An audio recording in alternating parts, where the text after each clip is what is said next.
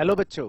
तो class 12th का साल का सबसे पहला धमाका हो चुका है सेशन 2022 एंड 23 के सभी स्टूडेंट्स के लिए। आज की इस वीडियो में मैं डिटेल में डिस्कस करने वाला हूं जो नया सीबीएसई ने सिलेबस निकाला है अकाउंटेंसी और इकोनॉमिक्स का। इस वीडियो को पूरा एंड तक ध्यान से देखना, क्योंकि इस वीडियो के बाद आपको किसी भी और वीडियो को देखने की आवश्यकता नहीं पड़ेगी। मैं इसमें सारी चीजें आपको डिटेल में बताऊंगा कि क्या क्या हमारा सिलेबस है और किस तरह से इस बार सीबीएसई हमारे एग्जाम में हमसे क्वेश्चन पूछेगा, और हर चैप्टर की क्या वेटेज रहेगी ये भी हम इस वीडियो में डिस्कस करेंगे।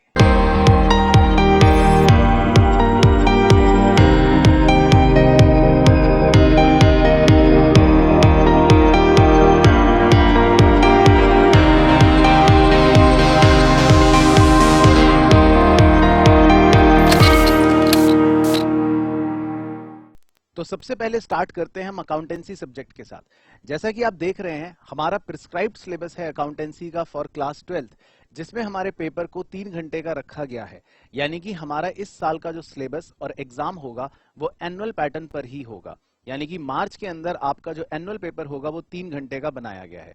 अब आपका पूरा सिलेबस जो है वो मैं एक बार आपके साथ यहाँ पर डिस्कस कर लेता हूँ। सबसे पहले आप देखें पार्ट ए। पार्ट ए के अंदर आपके 2 मेन यूनिट्स को कवर करा गया है। पहला मेन यूनिट है अकाउंटिंग फॉर पार्टनरशिप फर्म्स, जो है 36 मार्क्स का, और दूसरा मेन यूनिट है अकाउंटिंग फॉर कंपनीज, जो है 24 मार्क्स का। यानी कि कुल मिलाकर 2 यूनिट्स आपके 60 मार्क्स की कवरेज रखते हैं। देन उसके बाद जो आपका पार्ट बी है, यानी कि फाइनेंशियल स्टेटमेंट एनालिसिस, उसमें छोटे छोटे 2 यूनिट्स हैं। Unit 3 analysis of financial statement 12 marks का, और unit 4 cash flow statement 8 marks का। यानी कि कुल मिलाकर 20 मार्क्स। तो इस तरह से आपके टोटल 80 मार्क्स के थ्योरी पेपर को 60 और 20 में डिवाइड करा गया है।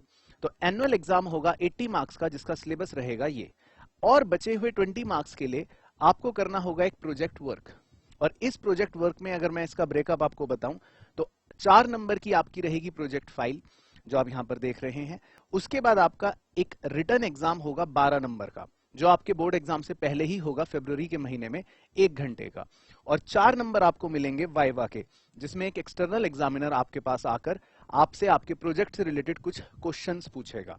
तो इस तरह से 20 मार्क्स आपके प्रोजेक्ट के, 20 मार्क्स आपके सेक्शन बी के, और 60 मार्क्स आपके सेक्शन ए के।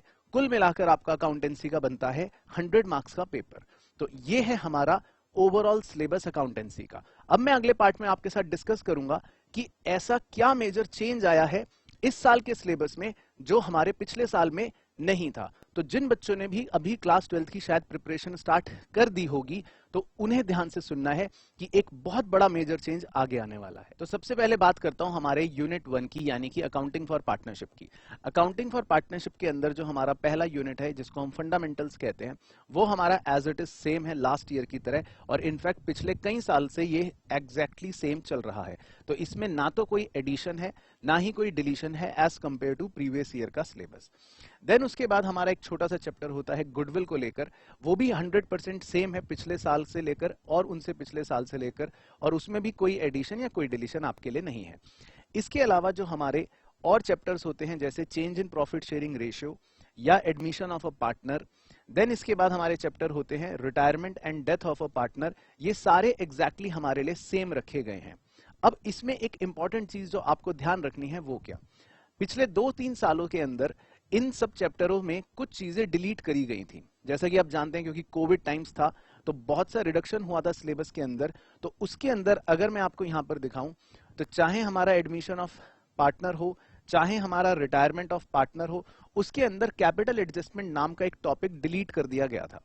या इसी तरह डेथ ऑफ अ पार्टनर के केस में एग्जीक्यूटर अकाउंट का प्रिपरेशन करना, ये हमारे सिलेबस से पहले डिलीट कर दिया गया था। लेकिन इस साल हमारा फुल सिलेबस रखा गया है, जो पहले 3-4 साल पहले हुआ करता था। यानी कि कोई भी डिलीशन नहीं है, हमें हर वो चीज पढ़नी पड़ेगी जो यहाँ पर मेंशन है। तो यानी कि अगर आप पिछले साल के कंपैरिजन में देखें तो आपका इस साल सिलेबस में कोई भी डिलीशन फिलहाल तक तो नहीं है। देन इसके बाद जो हमारा यूनिट 2 है, यानी कि accounting for companies. Accounting for companies के अंदर हमें मेजरली 2 चीजें कवर करनी पड़ती हैं। एक होता है अकाउंटिंग फॉर शेयर कैपिटल, जो पूरा का पूरा एग्जैक्टली सेम है हमारा पिछले साल की तरह, जिसमें सारी चीजें हमें कवर करनी है और कोई भी इसमें एडिशन या डिलीशन नहीं है। और दूसरा मेन टॉपिक होता है अकाउंटिंग फॉर डिबेंचर्स को लेकर, जो पूरा का पूरा फिर से एग्जैक्टली सेम है पिछले साल की तरह ही, ना कोई इसमें एडिशन है ना ही कोई इसमें डिलीशन है। तो यहां तक हमारे 60 मार्क्स की कवरेज हो जाती है। अब एक सबसे बड़ी खुशखबरी जो आप बच्चों के लिए है वो ये कि पिछले साल तक हमारे सिलेबस में एक नया चैप्टर हुआ करता था नॉन प्रॉफिट ऑर्गेनाइजेशन का। नॉन प्रॉफिट ऑर्गेनाइजेशन की वेटेज हुआ करती थी 10 नंबर की, लेकिन अब हमारे इस नए सिलेबस के अनुसार नॉन प्रॉफिट ऑर्गेनाइजेशन हमारे सिलेबस में है ही नहीं। मेरी बात ध्यान से सुनना, सबसे बड़ा मेजर ब्रेक थ्रू चेंज यही है आपके नए सिलेबस में अकाउंटेंसी में कि अब आपको नॉन प्रॉफिट ऑर्गेनाइजेशन चैप्टर पढ़ना नहीं है, क्योंकि अब आपकी पार्टनरशिप की ही पूरी यूनिट 36 मार्क्स और कंपनी अकाउंट्स की ही पूरी यूनिट्स 24 मार्क्स की बना दी गई है, यानी कि टोटल 60 मार्क्स की आपकी कवरेज इन दोनों मेन यूनिट से ही रखी जाएगी। तो अब आपको एनपीओ पढ़ने की जरूरत नहीं है। इसके बाद आते हैं हमारे पार्ट बी पर। पार्ट बी यानी कि 20 मार्क्स की जो कवरेज रखता है। मैंने इसमें आपको बताया था कि दो छोटे छोटे यूनिट्स होते हैं, फाइनेंशियल स्टेटमेंट्स ऑफ कंपनी, जिसके अंदर हमें छोटे छोटे 3 चैप्टर्स पढ़ने पड़ते हैं कि कंपनी के फाइनेंशियल स्टेटमेंट्स क्या होते हैं, फाइनेंशियल स्टेटमेंट एनालिसिस क्या होता है और उसके टूल्स क्या होते हैं। इसके अलावा रेशियो एनालिसिस करके भी एक हमारा चैप्टर होता है, एंड देन लास्ट चैप्टर होता है हमारा कैश फ्लो स्टेटमेंट का। तो मजेदार बात यह है कि पार्ट बी जो है आपकी 20 मार्क्स की, वो एग्जैक्टली सेम है जो पिछले कई सालों से चली आ रही है। तो ना ही कोई इसमें नया एडिशन है और ना ही कोई इसमें नया डिलीशन है। तो अगर मैं पूरे सिलेबस को सम अप करूं तो आपके लिए जो मेजर चेंज है वो ये कि अब आपको एनपीओ यानी कि नॉन प्रॉफिट ऑर्गेनाइजेशन वाला चैप्टर को नहीं पढ़ना, और आपकी पूरी पार्टनरशिप की यूनिट होगी 36 मार्क्स की, पूरी कंपनी अकाउंट्स की यूनिट होगी 24 मार्क्स की, और पार्ट बी होगा आपका 20 मार्क्स का। अब इसमें यह ध्यान रखना सब बच्चों कि पार्टनरशिप टोटल मिलाकर 36 मार्क्स की है, जिसके अंदर जो 5 या 6 चैप्टर्स हैं उनकी कोई इंडिविजुअल वेटेज यहां पर सीबीएसई ने प्रिस्क्राइब नहीं कर रखी। तो आपको पूरे यूनिट को एज अ होल 36 मार्क्स की तरह ही देखना पड़ेगा और पढ़ना पड़ेगा। एंड सिमिलरली जो कंपनीज अकाउंट का यूनिट है वो पूरा 24 मार्क्स का है, जिसमें कोई individual chapter wise weightage CBSE ने नहीं दे रखी है। तो आपको complete unit as a whole को 24 मार्क्स की तरह ही प्रिपेयर करना पड़ेगा। तो ये था हमारा अकाउंटेंसी का 80 मार्क्स के सिलेबस का पूरा ब्रेकअप। 80 मार्क्स के थ्योरी पेपर के अलावा आपका है 20 मार्क्स का प्रोजेक्ट वर्क, जिसमें मैंने आपको बताया था कि 4 नंबर होंगे आपके प्रोजेक्ट फाइल के, 12 नंबर का होगा आपका एक रिटन टेस्ट, और वो जो रिटन टेस्ट होता है 1 घंटे का, वो हमारे पार्ट बी यानी कि फाइनेंशियल स्टेटमेंट एनालिसिस में से ही किया जाता है, और 4 नंबर का होगा आपका वाइवा।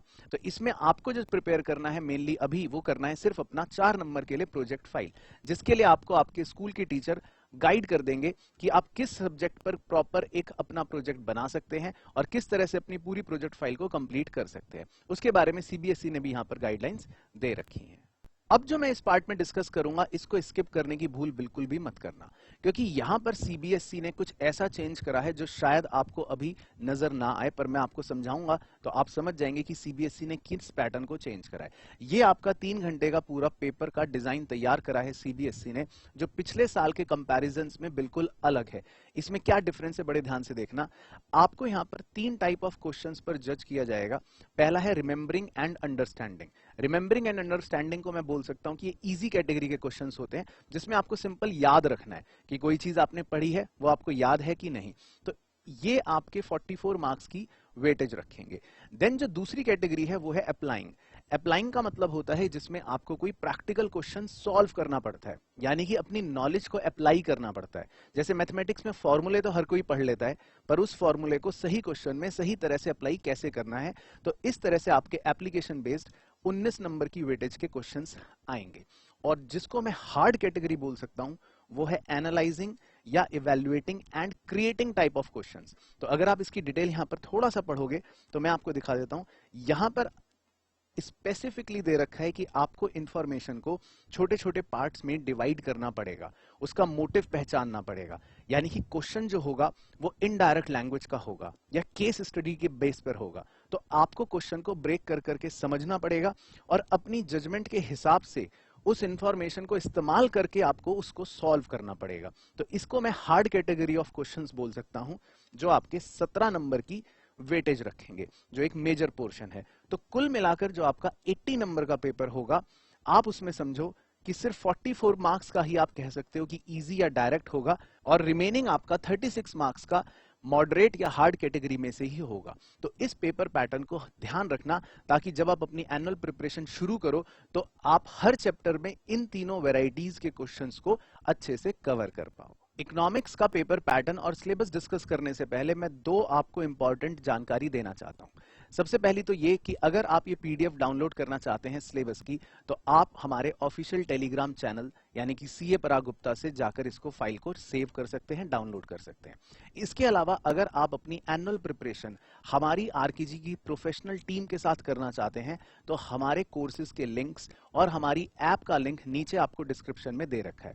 आप वहां पर हमारे डेमो लेक्चर्स भी देख सकते हैं। हमारी पढ़ाई ऑलरेडी यहां पर स्टार्ट हो चुकी है और जिसमें हमने फंडामेंटल्स के साथ ही पढ़ाई को स्टार्ट कर दिया है। तो अगर आप भी आरकेजी के साथ अपनी एनुअल प्रिपरेशन करना चाहते हैं तो नीचे दिए गए लिंक पर जरूर क्लिक करें। बाकी मैं आपको बता देता हूं कि इकोनॉमिक्स का जो सिलेबस सीबीएसई ने इस साल निकाला है क्लास 12 के बच्चों के लिए, उसमें कोई बड़ा मेजर चेंज या कोई बड़ा एडिशन डिलीशन नहीं है। तो एक बार फटाफट से देखते हैं कि क्या है हमारा क्लास 12 का सिलेबस। तो बात करूं इकोनॉमिक्स के सिलेबस की, तो इकोनॉमिक्स का भी पूरा सिलेबस आपका 80 मार्क्स का होता है और इकोनॉमिक्स सब्जेक्ट हमारा दो पार्ट्स में डिवाइडेड होता है। पहले पार्ट को हम बोलते हैं मैक्रो इकोनॉमिक्स, जो होता है 40 मार्क्स का, और दूसरे पार्ट को हम बोलते हैं मेनली इंडियन इकोनॉमी, जो होता है 40 मार्क्स का। अगर मैं फटाफट से इसके यूनिट्स के बारे में आपको ब्रेकअप दिखाऊं, तो इसमें पहला यूनिट होता है नेशनल इनकम का, जो है 10 नंबर का। दूसरा यूनिट होता है मनी एंड बैंकिंग का, जो है 6 नंबर का। तीसरा सबसे बड़ा यूनिट होता है determination of income and employment का, 12 नंबर का। चौथा यूनिट होता है गवर्नमेंट बजट का, 6 नंबर का। और पांचवा यूनिट होता है बैलेंस ऑफ पेमेंट का, 6 नंबर का। तो कुल मिलाकर आपका ये 40 मार्क्स का पूरा पेपर होता है। इसके अलावा इकोनॉमिक्स की स्टडीज आपको कैसे करनी है, ऊपर यहाँ पर आई बार पर एक लिंक आ रहा होगा वीडियो का, आप उस पर क्लिक करके भी देख सकते हैं। मैंने पूरी उसमें प्रिपरेशन स्ट्रेटेजी आपके साथ शेयर करी है। लेकिन इन यूनिट्स की अगर मैं बात करूं, तो इन सब में कोई भी नया एडिशन या डिलीशन नहीं है, यानी कि पूरा का पूरा ये फुल सिलेबस है जो कई सालों से ऑलरेडी चला आ रहा है। सिमिलरली इंडियन इकोनॉमी में भी यूनिट नंबर 6, जिसके अंदर हम 3 मेन बड़े चैप्टर्स पढ़ते हैं, वो हैं 12 नंबर की वेटेज के।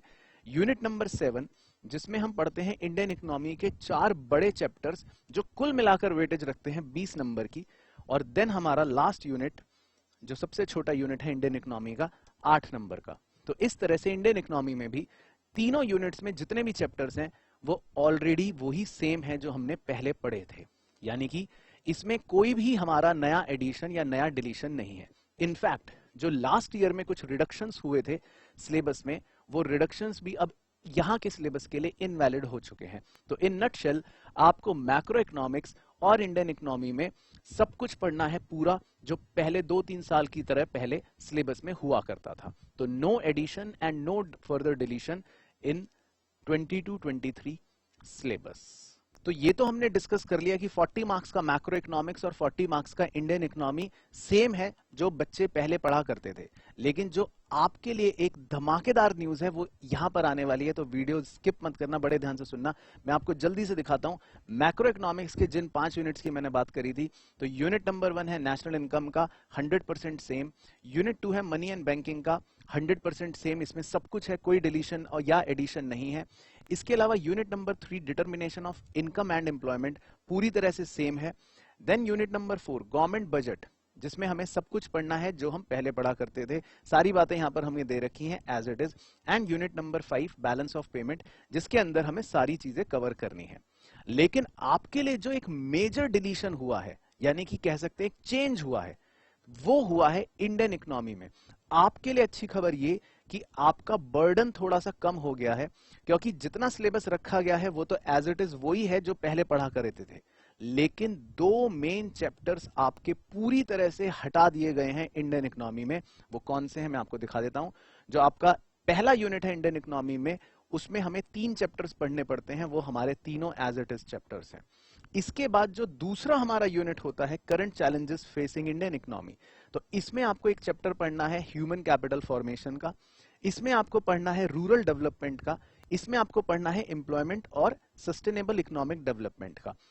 2 चैप्टर्स जो आपके इसमें नहीं पढ़ने हैं, आपके हट चुके हैं, वो है पॉवर्टी और इंफ्रास्ट्रक्चर। तो पुराने सिलेबस के अंदर बच्चे को पॉवर्टी और इंफ्रास्ट्रक्चर के पूरे चैप्टर्स पढ़ाए जाते थे, जो यहां पर आपके इस प्रिस्क्राइब्ड सिलेबस का पार्ट अब नहीं है। तो ये आपके लिए एक बहुत बड़ी राहत है कि आपके 2 बड़े चैप्टर्स इंडियन इकोनॉमी से हट चुके हैं।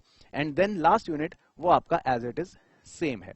तो कुल मिलाकर इकोनॉमिक्स के 80 मार्क्स में 40 मैक्रो, 40 इंडियन इको, जिसमें इंडियन इको के 2 चैप्टर्स आपके लिए हटा दिए गए हैं, पर बाकी जो रिमेनिंग सिलेबस है वो एग्जैक्टली सेम है, पूरा है जो पहले हुआ करता था, उसमें कोई एडिशन या डिलीशन नहीं है। बाकी 20 नंबर के लिए आपको एक प्रोजेक्ट वर्क बनाना पड़ेगा, जिसकी डिटेल आपको आपके स्कूल टीचर दे देंगे। तो इकोनॉमिक्स का सिलेबस देखने के बाद अब हम देखते हैं इकोनॉमिक्स का पेपर डिजाइन। तो जैसा कि मैंने आपको अकाउंटेंसी में दिखाया था, ऑलमोस्ट बिल्कुल सिमिलर लाइंस पर इकोनॉमिक्स का भी पेपर पैटर्न सेट करा गया है। ड्यूरेशन 3 आवर्स, यानी कि आपका होगा एनुअल एग्जाम पूरे 3 घंटे का, जिसमें जो कैटेगरी ऑफ क्वेश्चंस हैं देन अगेन 3 कैटेगरीज में उनको डिवाइड करा गया है। Remembering, understanding, then applying and then analysing, evaluating and creating. तो इसमें रफली हमारी वेटेज वही है। 44 मार्क्स का पेपर हमारा आप कह सकते हो डायरेक्ट क्वेश्चन बेस्ड होगा, इजी होगा, सिर्फ हमारी अंडरस्टैंडिंग पर बेस्ड।